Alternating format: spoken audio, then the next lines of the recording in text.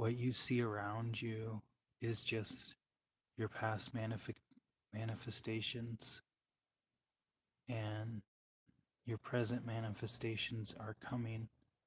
It just takes time for them to calibrate. So whatever you see around you is past manifestations, and it just makes you realize that you want to be with the right people around you, and the right people, when they're not around you, it makes you just want to be by yourself. You want to be by yourself because you want to, I guess, covet your own energy or be in your own energy field, because certain people in your energy field just don't feel right. And when you accept that you prefer to be alone, and some people don't understand why you like to be alone, it's because I like to protect my energy or protect what's around me. And I think it goes back to early childhood when you were around people that you didn't feel safe around. Like you didn't feel safe around your parents when you were little.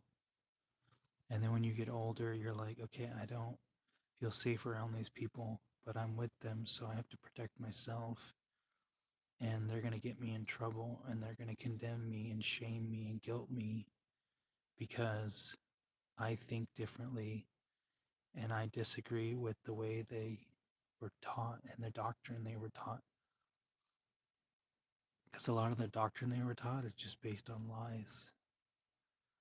And when you're little, you know something, like you have this intuitive knowing about your life, and people are going to tell you, oh no, don't do that, because it disagrees with their intuition. But if you were brought up with a traumatized mother and a father that didn't know how to feel because he didn't want to feel,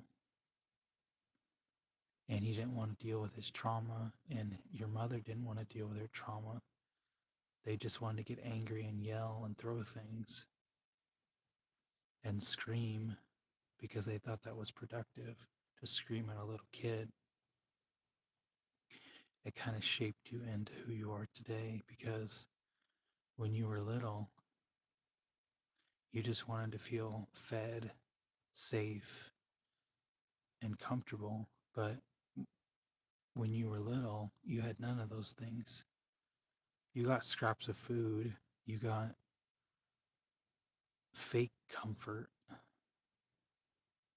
because it was some kind of fake love on a fact of you have to perform to get love. And the more you perform, the more love they give you, which the older you get, the more you realize how phony it is. And now you don't have a connection with your family because everything was built on a lie. You don't hate your family, but you don't really feel like you have anything to talk about. Like your family members come over and they want to have a conversation with you, and you're just tuned out to the whole idea. There's nothing that there's nothing that they have to say to you that you want to hear, because you just feel tuned out by everything, because they want to indoctrinate you on their ideas about things. Like if you were brought up in an extreme family of religious guidelines and doctrine, you become an adult where you're like, I don't want to hear any of that. I don't want to hear any of this. I don't want to listen to any of what you think I need to hear. And you don't really want to have a connection with anybody. Like you can say hi to them, and that's as far as it goes. Like you don't care what they have to say. You don't really care what they're doing, like the new promotion they got at their job, or how how your cousins are. You just got to a point where you're just like kind of checked out to the idea and you only want to be with the people that you align with. And when you were younger, you're like, all I want to do is have a family. And you had a family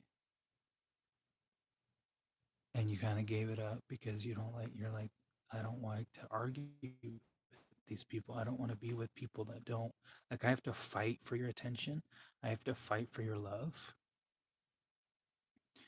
And you felt like that your whole life, that I have to fight for you to talk to me, or I have to fight so hard for you to listen to what I have to say. And it just makes it just, you're just checked out. You're like, fuck it, I don't care. If you want to talk to me, then talk to me. But if you don't do anything that I want, or you don't have the same alignment that I do, or you're not doing the things that I want to do, like, what's the point? That's why I think I relate with more random people on the internet. Like, I watch people on the internet and I'm like, they're just living life. And I know life's not glamorous all the time. It doesn't need to be glamorous all the time. And a lot of celebrities show the glamours of life. And oh, life is so good when you have millions of dollars. Not really. If you have no money or you have millions of dollars, you're still going to have challenges. You're still going to have days where you don't want to wake up. You don't want to do things. Like, you got to get to a point in life that you're not okay all the time. And you don't need to be okay all the time. You just need to be able to challenge yourself on what you need to challenge yourself on.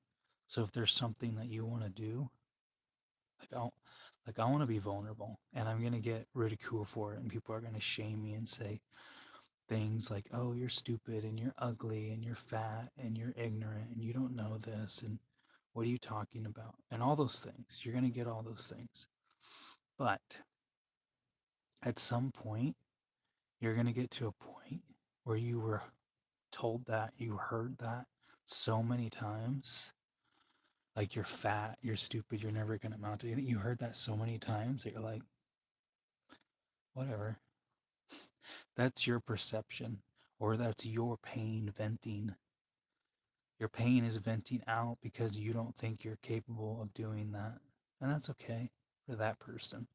If you don't think you're capable of doing that, that's only on you.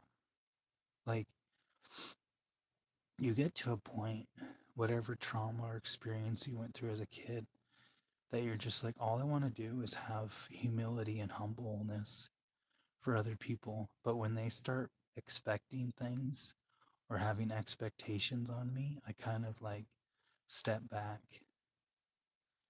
If that's stepping back with my energy, or that just stepping back in my presenting myself to them, or in whatever form it is.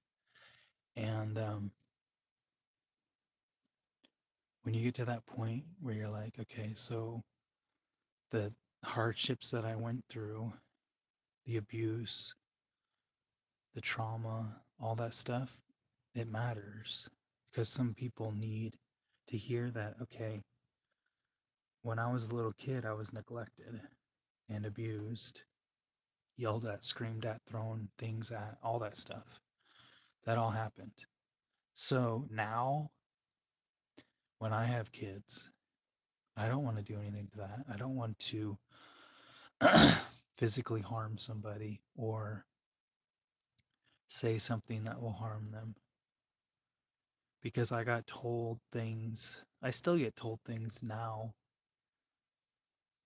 being around people that, like, shut up, walk away, I don't want to hear what you have to say, you're an idiot, you don't know anything, like all those things. Like, you hear all those things. But now, when you're to the ripe age of whatever age you were at, if you're 30 or 40 or 50, you get to a point where you're like, thanks, mom, for your perception of what you think is happening right now. It kind of doesn't matter. Like, a lot of things don't really matter anymore. And maybe that's shedding the old matrix, is you're shedding old timelines, you're shedding old ideas, and you're just like to this point where it doesn't really absolutely bother you anymore. Like they're gonna say whatever they're gonna say, and that's okay. Like it doesn't really bother you because their whole perception is shattered and they don't know what to do. Like everything's shattered in pieces. How do you fix something that's shattered in pieces?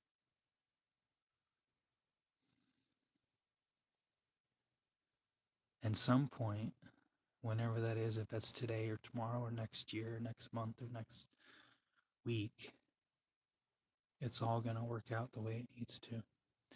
And there's things happening that you might not see in the physical, but it's happening in the spiritual. And it's going to get recalibrated, or it's going to calibrate to, it's going to reset to whatever it needs to reset to. And that's what's the humbling bottom line of what's going on. It's like you get to a point where you're like, I don't care anymore about anything. If a girl likes me, or if my family want to talk shit about me, or they family members come over for a birthday party and they want to have a conversation, I want nothing to do with that. I don't want to know what you know about me. I don't want to talk to you about what you know. Like, you want to talk about stuff that's either stupid or irrelevant. Like, who cares what California government is doing, or who cares what Arizona government is doing, or who cares what Donald Trump is doing, because they can only do so much. Like, all the laws from our colonial brothers were guidelines. You can tweak a guideline, you can even break a guideline, and there's not really much they can do. Like, even if you get, like, if you're driving down the highway and somebody pulls you over, that cop is only giving you a guideline. And then if he writes you a ticket, it's a guideline. You can go to court and dispute it and say, hey, I disagree with what this cop said. I disagree with what he's threatening at me or projecting, because I was not going 85 miles an hour. I was going 64. He says he calibrated me going 84 miles an hour. I was 65 miles an hour. So there's always a lean way about it. But there's laws for a reason. There's universal laws, there's human laws to guide you so you don't do things that are either going to hurt another person or harm another person. And that happens. There's even people that harm other people, and you think, oh, they didn't get any justice for it. They didn't get anything for it. At some point, karma or the universe laws are going to catch them. And if they do something really serious, they're going to get in trouble with it. It might not happen today. It might happen 10 years from now or 20 years from now. But everybody's going to get their karma. Everybody's going to get, if you do something wrong to another person, you're going to get what you deserve. So when people give you a guideline on something like how to live, you can take it with a grain of salt and say, I disagree with everything you taught me, even your parents. Like, your parents guided you and shown you what they thought the truth was. But you can choose the truth yourself, that people think something. And that's why you constantly have to learn and evolve on things, because you were shown an idea and then you took it and blossomed it into a plan or a vision, into whatever you wanted. That's the whole format of manifestation, is you want something, you're going to plant the seed, and it's going to take time to grow. Like Lamborghini didn't build a car in one day. He didn't build a car in a year. It might have took him the decade to figure out the first tractor. So it takes time. What do they say? A watermelon, not a watermelon, a pineapple takes 18 months to blossom. So what do you do in the meantime? Well, it's timing to blossom. You're watching it. You're fertilizing it. You're growing it. Things don't just happen right away. Some things do, but it could took decades to get it to blossom. So like that's what you got to look at, the long-term goal of what's in front of you is not going the way you want it to. Okay? How was last year? How was the year before? Like you're always going to have negative experiences, but you can choose to spread your wings like a caterpillar, or you can just stay in your cocoon and just like, oh, it's so dim and dark in here. I don't like it. Oh. Or you can go out and do the best you can do every day. And some people might be like, you're dumb. You're not doing anything in your life. You're just sitting there. Like, okay. Like when you're not here, like what did you accomplish? Like are people going to go over everything you accomplished? Like everything in this world has value, but it could be just for like a book has value for as long as you think it's valuable. Or a painting has as much value as you think it does. Same thing with a car. Like you could buy a car and in 6 months it loses value to you. Now somebody else might say, oh, I want that car, it's so rare, it's one out of 500 cars, it's so rare. Or you could be like, hey, it's just a piece of metal with an engine in it, like big deal, but it's handmade. Okay, then the first stagecoach was handmade. What's the first stagecoach worth right now? Is it just scrap wood somewhere in the ground? Or is somebody still moving around on the first stagecoach? Like, is it in some museum or something? The same thing with a fancy car is people will be like, oh, this car's so cool, but 1,000 years from now, is it going to matter that Ferrari was built? Because they're going to have a different technology, a better technology. They're going to have something better. Maybe they'll have some kind of flying car. But they already make flying cars. What is a helicopter? So it's funny how people are like, oh, this is going to be new technology, but it's not new technology. It's just recycled technology. So people are going to have to realize that, okay, so they think this is new, but it's not new.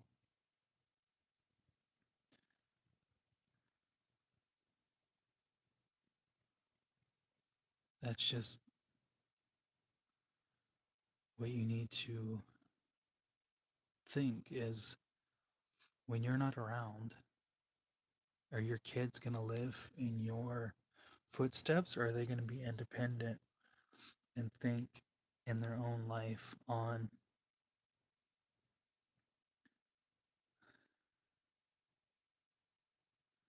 what they want to do? Like when it's been 100 years from now and your kids are living life and things are technologically advanced than they are today, like the whole world's getting run by AI and everything's happening it needs to. Is it going to matter? Things that you thought were important today? It's kind of like that in all things that you think about. Somebody's going to think it's important. Somebody's going to think it's dumb. Somebody's going to mock you for your ideas on something, and then maybe years later or 100 years later, they'll be like, hey, that guy was a genius. Like, people thought all the historical people were idiots on certain things. But after they've been dead for a couple decades or a couple 100 years, people will look at that and say, huh, it's kind of an interesting idea what they thought and why he was building technology before it was even built. Like the whole concept of a helicopter.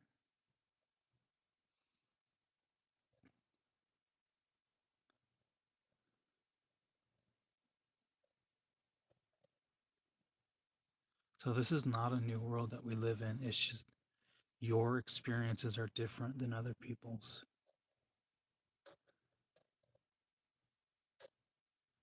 So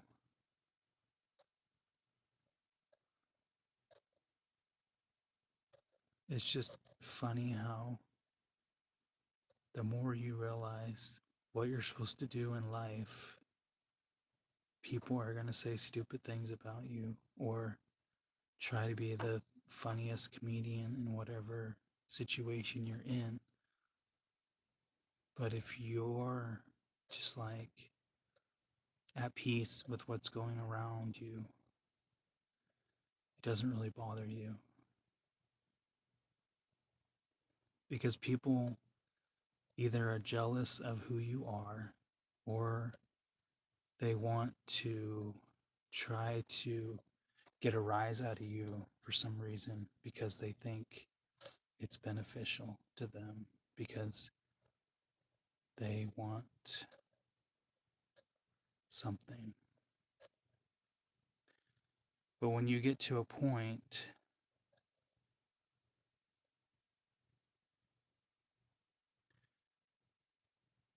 in life,